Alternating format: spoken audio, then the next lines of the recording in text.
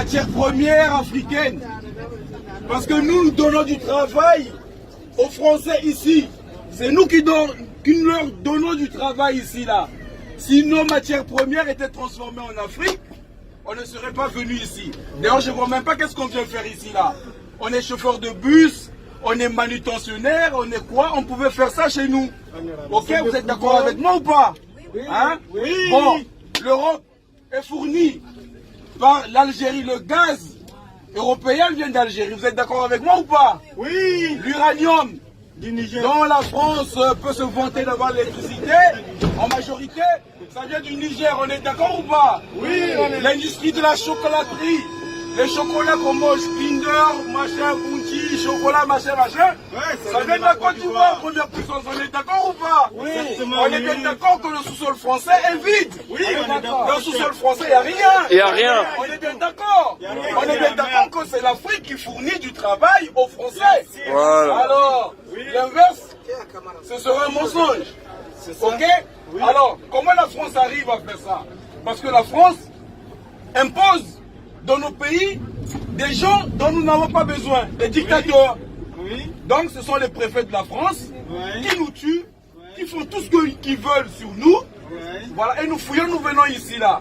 C'est la raison de l'immigration. Ok? Donc arrêtez de dire que nous venons ici parce que nous sommes affamés. Non!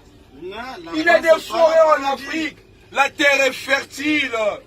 Nous cultivons, il n'y a pas de désert. Chez nous, là-bas, il n'y a pas de désert. D'où je viens, moi, on mange du gibier, tout ça. Ce sont même des lois européennes qui ont interdit aux gens de manger des animaux. Alors que on mange des animaux, c'est naturel, n'est-ce pas? Bah voilà. Donc, l'immigration, c'est une bonne chose pour la France. Pour l'économie française, l'immigration est une bonne chose. Pourquoi? Parce que déjà, le travailleur immigré, il ne revendique pas ses droits. Il accepte le salaire qu'on lui donne. Il ne boude pas comme le Français. Le Français, dès qu'il vient dans un service, il demande d'abord ses droits. Quand ça ne va pas, il dit non, non, non, ça ne va pas. Mais l'immigré, il accepte du tout. Déjà, de ce point-là, l'immigré, c'est une chance pour la France. On est d'accord? Oui. Pour profiter de la retraite en France, il faut avoir travaillé au moins 40 ans.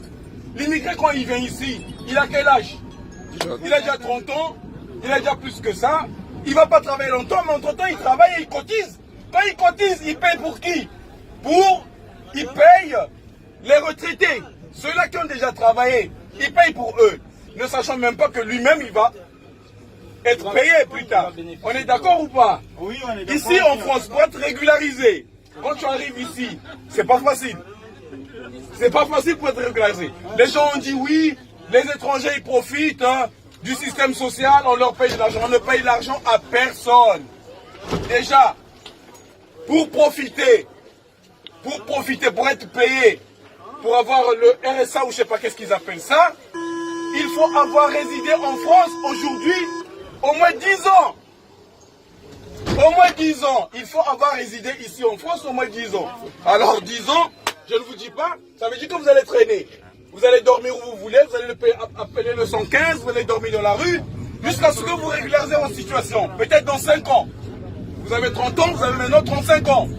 Et après que vous êtes régularisé, ils ont modifié les cartes de séjour. Il y a des cartes d'1 an, cartes de 2 ans, cartes de 3 ans, cartes de 5 ans. Et à chaque fois que vous partez pour renouveler, vous devez payer. Vous payez au moins 1000 € à chaque fois. Et déjà, vous êtes immigré, vous n'avez rien, vous n'avez pas de travail, il faut payer.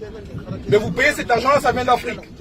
Ça veut dire que c'est un système qui est organisé, qui fait que l'image déjà des Africains, des étrangers, est déjà salie. Vous êtes stigmatisés. Au fond, vous contribuez, mais vous ne gagnez rien au retour. On ne gagne rien. Ceux qui pensent que les immigrés viennent profiter de la France, c'est un mensonge.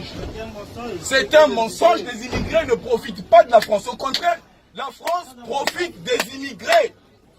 Et il faut que ça cesse, cette injustice-là. Les Africains veulent rester chez eux, dignement dans leur pays. Mais parce que les Africains doivent donner du travail, parce que les matières premières doivent venir ici, parce que la France aujourd'hui parle de la transition énergétique. Oui, il faut transformer les énergies, il faut vivre avec des énergies propres. Mais est-ce que la France a les moyens pour vivre avec les énergies propres? Est-ce que la France a ses matières premières? Non, il n'y a rien. Pour fabriquer ces batteries, la France n'a pas ça. Ça veut dire quoi? Il faut encore aller tuer les gens là-bas en Afrique, comme ils le font d'habitude, n'est-ce pas? Ok? Stigmatiser, dire que les musulmans sont contre les chrétiens, dire que telle ethnie n'est pas contre telle ethnie, de les armes là-bas, tuer. Pour que les ressources viennent ici en France, pour qu'ils continuent leur système. Vous voyez vous? Voilà. Ça veut dire que nous les Africains, ok, on doit nous valoriser à un moment. Leur discours là, qui ne dure que 30 minutes à la télé, et des chaînes qui leur appartiennent, nous en avons marre parce que nous on n'est pas écoutés. Ok? Nous on n'est pas écoutés. L'armée française est partout en Afrique. Partout en Afrique, l'armée française.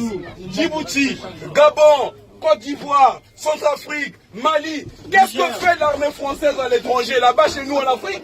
Vous volez. Il n'y a pas d'armée française, il n'y a pas d'armée africaine ici.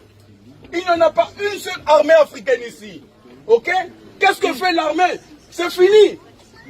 Oh, comment il disait Emmanuel Macron, il déclarait que la colonisation, c'était un crime contre l'humanité.